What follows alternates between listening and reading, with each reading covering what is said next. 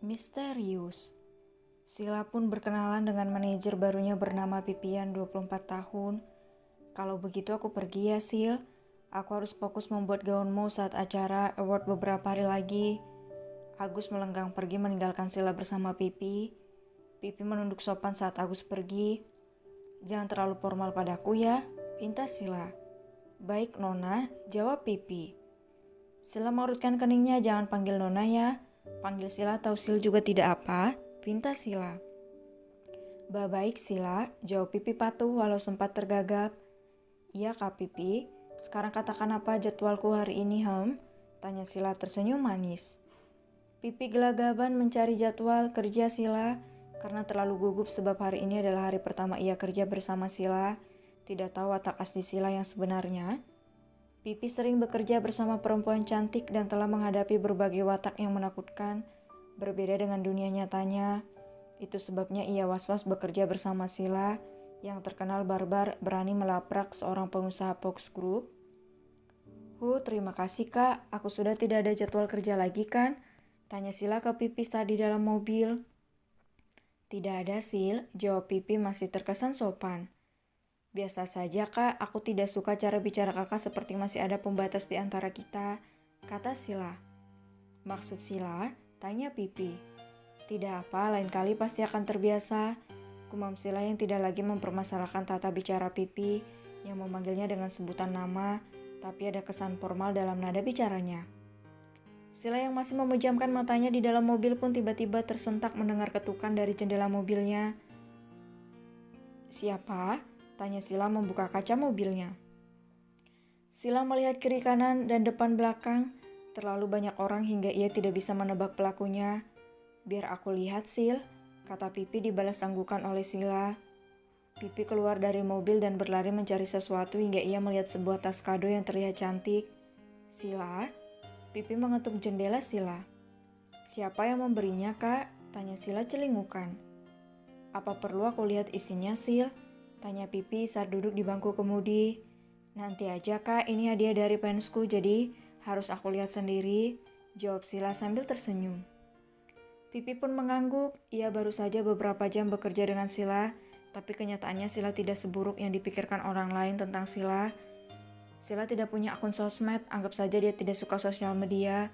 Walaupun Sila punya ponsel bagus, tapi hanya butuh untuk teleponan dengan papanya saja.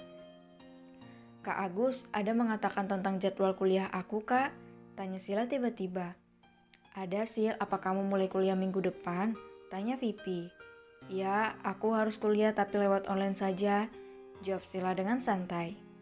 Kenapa Sil? Tanya Pipi. Kok tanya kenapa sih Kak? Emang kenapa kalau aku kuliah lewat online? Tanya Sila balik dengan heran. Maaf Sila, setahu aku seorang public figure itu harus selalu memamerkan apapun ke publik supaya dilihat orang banyak, dan kamu juga bisa memamerkan kecantikanmu juga ke publik supaya banyak perusahaan lain yang mengontrakmu menjadi bintang iklan mereka, jelas Pipi. Sila terkekeh, buat apa? Bukankah aku sudah banyak jadwal iklan? Aku tidak mau memiliki banyak pekerjaan hingga tidak ada waktu bagiku untuk istirahat. Pipi terperangah, biasanya juara ajang kecantikan akan terus menyebarkan sayapnya selebar-lebarnya hingga tidak sempat memberi bagian ke pemenang lainnya. Tapi tahun ini berbeda. Juara 1-10 finalis PI Season 7 tetap terkenal karena Sila tidak serakah dengan mengambil semuanya. Apa Sila menerima iklan ini? Tanya Pipi menunjukkan kertas kontrak yang ditawarkan ke Sila. Sila melihatnya dan mengangguk pelan. Ini yang diinginkan oleh Kak Nafira berikan pada Kak Nafira ya. Hah, tapi ini ditawarkan untukmu kan? Lagian jadwalnya tidak bertabrakan dengan jadwalmu Sila, kenapa diberikan pada yang lain? Tanya Pipi. Berbagi itu indah Kak, lagian aku mau istirahat hari itu. Aku mau tidur cantik di rumah Tante Jessie, jawab Sila dengan enteng.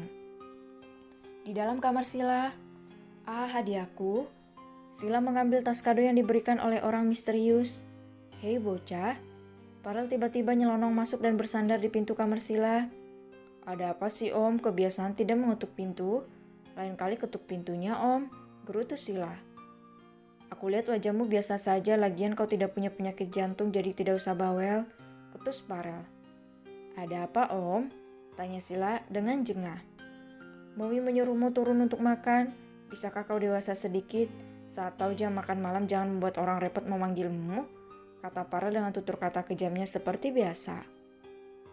Sila mendengus tak memasukkan hati kata-kata kejam Farel, karena ia sudah tahu watak Om tampannya yang jahat itu. Dasar si mulut jahat, umpat Sila. Kau bilang apa? Tanya Farel dengan nada membentak. Sila mencibir sambil membuka isi kadonya. Ia menjerit seketika hingga Farel kaget dan berlari ke arah Sila. Kenapa? Tanya Farel merampas tas kado Sila dan menyerahkannya ke lantai. Farel melebarkan matanya melihat pakaian dalam wanita lengkap berdarah dengan cincin pernikahan sederhana. Sial, umpat Farel menggendong Sila dan mendudukkan Sila di ranjang. Sila menutup kedua matanya karena ia sangat tahu bau darah itu adalah darah ayam.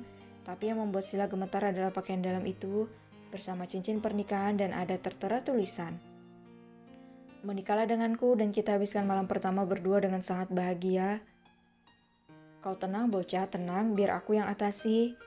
Farel membuka jaketnya dan membungkus semua kado, mengerikan itu lalu menekan kepala Sila. Om, Sila takut. Kenapa Sila mengirim hal seperti itu? Sila salah apa? Tanya Sila dengan lirih meremas lengan kekar Farel. Farel duduk di tepi ranjang Sila.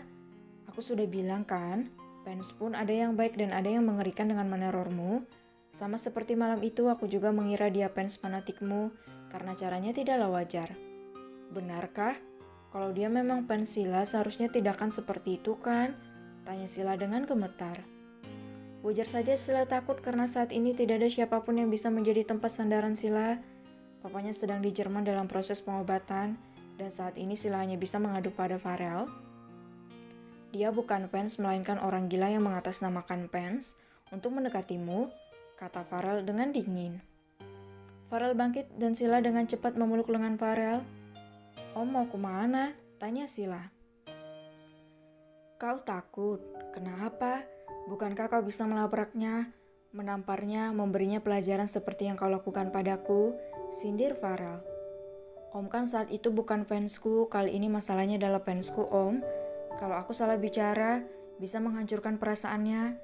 Jelas Sila dengan mata melebar mengingatkan. Cak, kau takut melawan fansmu tapi tidak takut melawan bosmu? Decak Farel.